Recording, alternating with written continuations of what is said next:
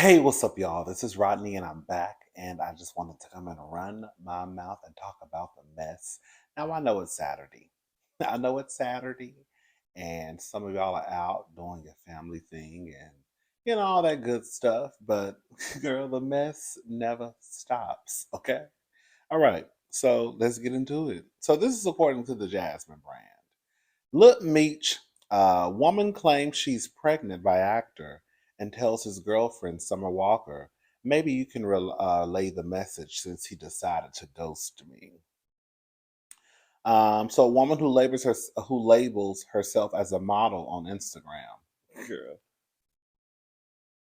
and goes by the name of Tiffany Marie, claims to be pregnant by BMF star Lil Meech. She seemingly shared the unexpected news with the R&B singer Summer Walker, who is currently in a relationship with her alleged soon-to-be baby's daddy. In the alleged DMs, Tiffany Marie said to the Hard Life singer, let me just go to the screenshot of the DM. So this is what she said to Miss Summer. Hey girl, I just wanted to come to you woman to woman before I go to the blogs. Me and Meech been seeing each other for the last 4 months and now I'm pregnant. He blocked me on social media so I can't even reach him and he changed his number. So maybe you can relay the message since he decided to ghost me. And then she sent another message and said, hold on one sec. Um, Summer messaged her back and said, why are you lying? This Meech, you don't know me. He messaged her back from Summer's DMs. LMAO, why are you lying? This Meech, you don't know me.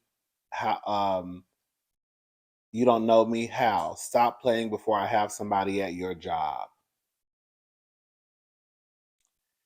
And then she responded and she said, you do know me, so you need to stop lying. I have my receipts, and since you want to get catty, I've already sent them to the blogs. You'll see. Threatening me like I'm supposed to be scared of you. You got me pregnant and then you blocked me and now you lying to your girl.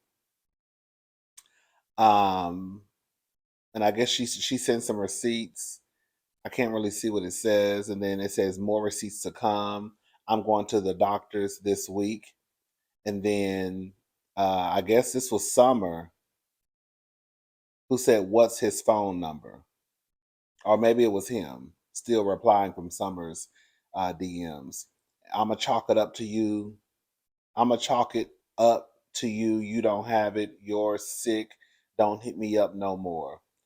And then she responded and said, watch your man. I don't have this main line because he hit me from some free number, one of them apps. Imagine him texting or calling me from his actual number for you to find. Come on, girl. You know how this works. Oh, she posted a picture of the pregnancy test that shows she's pregnant. I mean, just because if she is pregnant, that doesn't mean the baby is necessarily his. Um, Let me say this. Let me ask y'all a question because someone left a comment the other day. What I've seen comments all over the blogs and even in some of my videos about people just about it was really about the whole Kiki Palmer and that man who she decided to have a baby with, about people just I guess easily giving up on relationships. And I wanted to ask y'all a question. This is for all y'all, gays, straights, non-binary, people who participate, who want to be in a relationship, who seek to be in a partnership. Do you believe in red flags? Because in this situation with Summer Walker, this woman who claims she's pregnant by Summer's boyfriend could very well be lying. She could be nuts. She could be psycho, right? And there's a chance that Summer's boyfriend don't know this woman, ain't never met this woman. Girl, girl ain't don't have no connection to this woman. But based off of what we reported a couple of weeks ago about Summer being in the DMs of a woman and questioning her about her boyfriend. Remember, we told the story. Summer was really in this woman's DMs, questioning her about how you get in her car, how you get in his car. Did y'all yeah, how did you how did you get in the car without talking to him? How you got his necklace on? Like all I'm saying is, girl, if you're starting out in a relationship and one, you're already insecure because if you weren't, you would not be in somebody else's DM asking them about your man. So you have that incident, and now you have the incident with this other woman claiming that she is now pregnant by your man. When does Summer Walker say, you know what, girl, I got 3 kids. I just had a set of twins. This is too much. Like when does she get to a point where she says, girl, I'm already in people DMs. Girl, now the girls in my DMs talking about that you pregnant, that she pregnant. I don't know if she's pregnant or not. But the simple fact that I really can't even trust you because if I could, I wouldn't even be in somebody's DMs questioning them about you because you my man. So should Summer just stick around and just see how this story unfolds? Because based off Summer's track record, I mean, Summer was right around here the other day getting her ex boyfriend's name tattooed on her face. So we see what time Summer Walker is on. She don't come across as the smartest when it comes to men. I'm sorry. Anybody who gets a name tattooed on their face, one, I don't care how long you've been with him. But girl, I don't even think she had been with that man for that long to be doing something like that. Again, I don't care if she had been with him for 20 years. But girl, you hadn't even been with him for girl probably a year. I think it had been some months. And she was walking around here with Larry tattooed on the corner of her skull. I said, girl, this girl is a fool. Like with Kiki. And Kiki may have known who her baby daddy was. That's the gag. The gag is Kiki might have known who Darius was and still decided to be with him. When you have someone like Darius, now his old tweets are starting to resurface with these anti-black tweets, anti-homophobic, um, girl, Trump supporter, right? All these alleged tweets. Girl, your man, girl, those are red flags on top of red flags on top of red flags. And then on top of that, Kiki is a bisexual woman. How are you with a man if you're bisexual and girl, he's anti he's anti homophobe he's a homophobe? How does that work? Oh, because I don't look at the women. Oh, okay, okay. So I'm just saying, like, at, even like if Kiki decides not to pull the plug on her relationship because of the whole Usher situation, girl, she has plenty other of reasons too. And and I really do believe this. You not in every situation. I don't believe every way, everything that your partner or the way that your partner thinks about certain situations, sometimes those situations and the way that they think is not a reflection on you. I do believe that in some situations. But when we start talking about real life, real serious situations, and y'all still choose to be with these men and these women who have a real problematic way of thinking and moving, and you start to create these families and all this stuff, I'm starting to look at you like, girl, do you think the same way? And it's no tea, no shade. With Kiki, girl, do you think the same way your man think?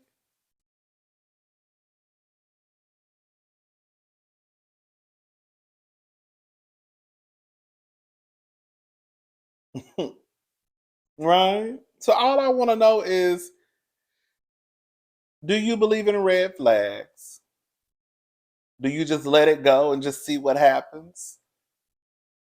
Because I think another thing too is, for whatever reason we don't like to listen to other people's stories because we feel as though it won't happen to us. So even though you have a buttload of women, a buttload of just people period out there with the exact same story. It's literally the same story, just different cast, right? And they'll tell you this was my experience dealing with this person, this person, this person, and then you'll hear somebody say this was my experience dealing with this person, and it's like the same story. But then you'll get this one person like a Summer Walker, for example, who will ignore, and girl, do you look up and it's you 3 years into a relationship, got a baby with a nigga who ain't shit, but quiet as it's kept. You knew he wasn't shit, girl. The first couple of months, you started looking at some stuff like, girl, what is the tea? Now I probably didn't know you wasn't about shit when I got with you, but once I started seeing you wasn't about shit, girl, I still stuck around. And now I'm 3, 4 years deep into a relationship, got a baby with you, and now I'm stuck with you for real, for real. Girl.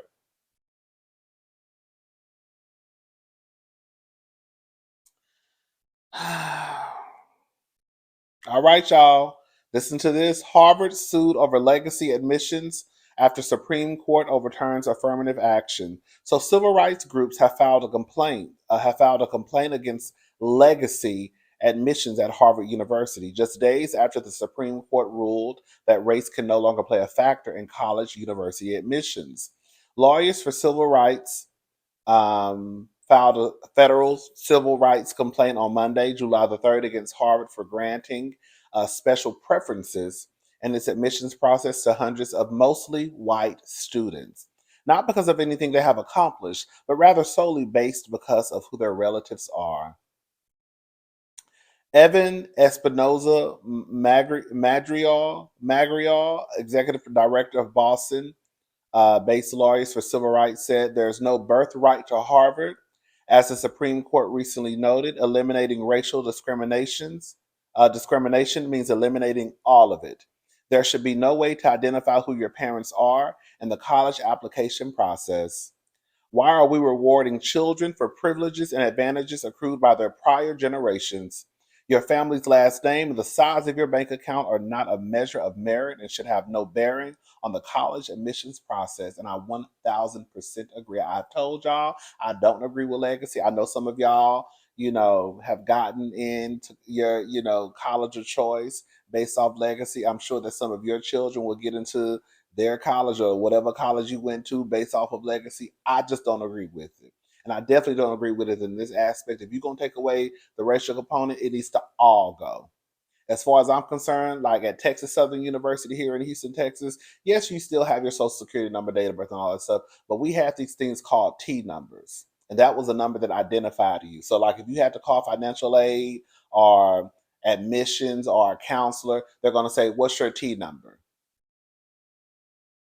So as far as I'm concerned, whenever these students start to apply for college or want to transfer to a college, they should know your name, they should know your address, they should know the color of your skin, they should know your parents' name, they should know your zip code. The only thing they should be focused on is your GPA, what you've accomplished in high school or at the prior college you were probably at, right? And your name and everything else should just be a number. That's it.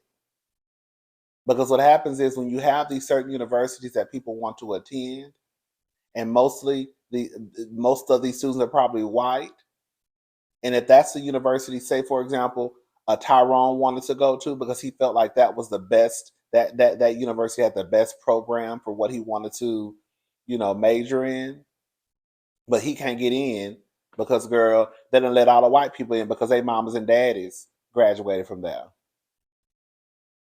Which is not fair because girl, you getting in just off your mama's or daddy's last name, you could be dumb as a bag of rocks.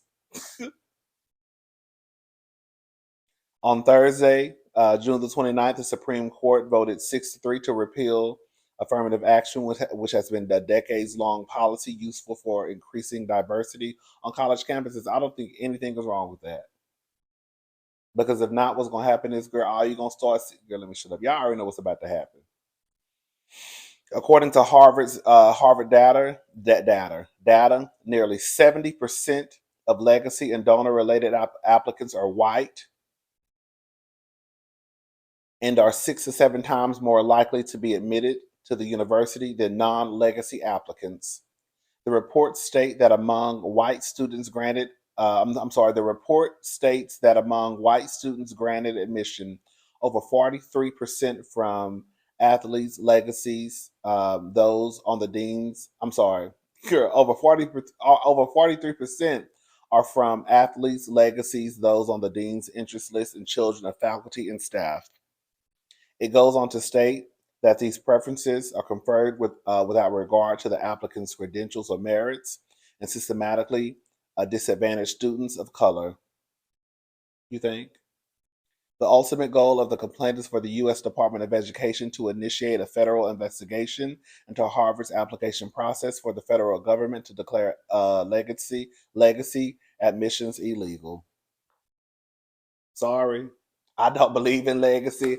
I ain't never believed in legacy. I will say this though, if we just gonna keep it all the way 100 and talk on some real shit, I can understand if you got a mama or a daddy who just donated $1 million to the science building or $500,000 to some program, and then they went to the president and said, my child is getting into this school, right? I mean, I get it. So I'm not gonna sit here and act like I don't understand, but in some situations that it's gonna be what it's gonna be, because if a parent is donating the big dollars, then of course they're gonna want something in return. And something in return is probably their child being admitted to this school that they know their child probably wouldn't get in if it wasn't for their donation. So some shit is gonna be what it's gonna be. But just because, girl, y'all got the last name and all that other extra stuff, Hmm. Girl, listen to this. I don't keep up with these white people. But I did hear. Okay, so basically, Candy Spelling is offering to help Story Spelling financially amid her split from Dean. So I do know who Tori Spelling is, right? And I do know who Dean is. I know they was married. They got a whole bunch of children. And I know Candy, and I know Aaron was a daddy, and the daddy died. And I think he left Tori like a couple of $100,000. It was a little yang around the house. Yeah, for us, we would have been satisfied. For rich people, girl, that ain't nothing. So I think he left her property. Let me see. Let's look it up. Let's look it up. How much did Aaron leave Tori? I don't think it was a lot. I want to say it was like 300,000, maybe. I might be lying, girl. Let's look it up. Tori.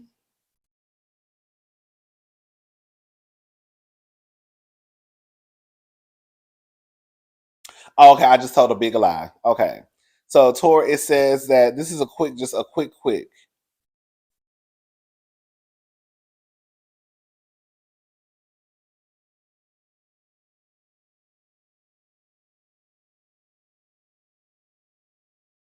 Okay, so I think she received 800,000. So she received only 800,000 of his 600 mil. Wait,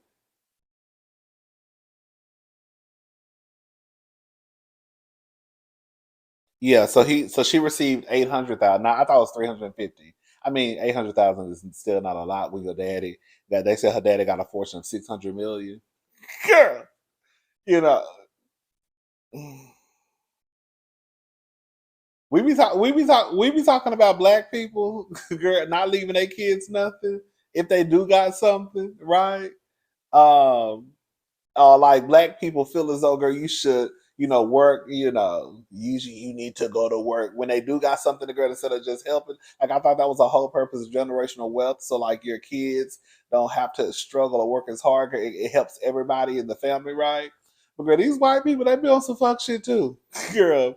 You be reading some of these sources from these white people. These white people is not leaving their kids a damn thing, and they making their kids get it how they live. But anyways, so the long story short, Candy says she'll help Tori out now that man ain't in her house no more. Which leads me to believe, girl, y'all let me know the people who kept up with Tori and Dean like that, like that, like that. Girl, was Dean sorry? Because I've always had an idea that when a person leaves a house, specifically a man, and then the family starts to help with, you know, that woman's situation, financially help her out, whatever, girl, it means that you probably had a sorry ass nickel. So was Dean sorry? Because a part of me, my spirit, is telling me that Dean was sorry. Was Dean sorry? I feel like Dean was sorry. And Candace ain't going for that.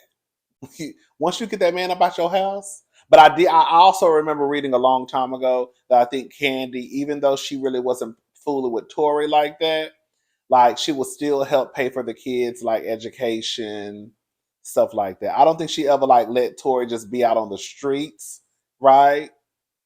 But I don't think that Tori was able to live this highfalutin luxurious lifestyle. So I think Candy probably helped her with a little yang yang around the house. Shout out to Funky. Um, but I don't think that. Yeah, I think it was probably just enough. Just like, girl, how much is your light bill? You see, your light bill is $317.76, and girl, that's exactly how much she will pay. Girl, it wasn't none of that. Oh, girl, I'm gonna send you the money. No, girl, send me the bill. I'll call and make the payment. I think that's probably what Candy was on. I don't know. Y'all let me know. Because like I said, I don't really keep up with none of them people like that. But once I saw this story, I said, girl, Dean was sorry. Dean was sorry. Candy been knowing Dean was sorry. Girl, and she told Tori straight up, girl, get rid of the nigga and I'll help you out. Other than that, girl, don't say nothing to me. Y'all let me know though. Listen to this. This is cute. Kevin Hart's Hardback partners with BET to bring back ComicView stand-up comedy show. Comedy showcase. It's if BET Comic Views was a highlight of some of your past days, then you'll be happy to know it is being revived. Kevin Hart and his entertainment company Heartbeat have joined forces with Paramount Global Network to bring back the stand-up comedy showcase. I'm thrilled to partner with BET for the return of Comic View as part of the Heartbeat Weekend making. This can't miss celebration of comedy, music, and culture, Hart said in a statement. Having hosted Comic View in the past, I understand firsthand the incredible platform this franchise offers for comedians to showcase their talents on a national stage, and I'm excited to continue that tradition in Las Vegas. The series originally aired from 1992 to 2008, and then returned with new seasons from 2012 to 2014. The relaunch is part of a 4-day weekend event in Las Vegas, celebrating Hart's 44th birthday. Variety reported the comedian hosting Heartbeat Weekend in Las Vegas. The comedian is hosting Heartbeat Weekend in Las Vegas from July the 6th through the 9th. Mike Epps was tapped to host all the new episodes of Comic View, which will be recorded in front of a live audience during the 4-day event with performances by Tommy Davidson, Takara Williams, Tony T. Roberts, Brisha Webb. Is that the one from is she the one from Run the World, that show on Stars? Because her character is funny. I think she might be funny in real life too. DC Young Fly and rapper Tip T.I. Harris. T.I.'s new show, girl. T.I. show will mark his televised stand-up comedy debut. So T.I. a comedian now?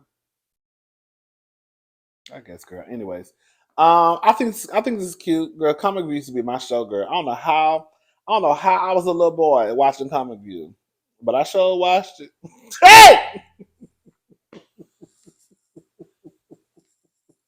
Comic View used to be so funny. Comic View used to have some of the best comedians on the show. It really, really did. Shout out to Comic View. Shout out to Kevin Hart. Is he still cheating on that lady he with? I hope he keeping his penis in his pants.